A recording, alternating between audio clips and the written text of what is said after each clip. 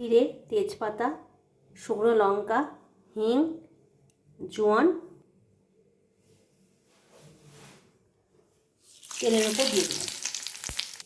এরপর আলুগুলো দেবো, হলুদ গুঁড়ো আর কাশ্মীরি মির্চ দিয়ে দিই। মটরশুঁটি, ধনেপাতা আর কাঁচা লঙ্কার একটা পেস্ট বানাবো।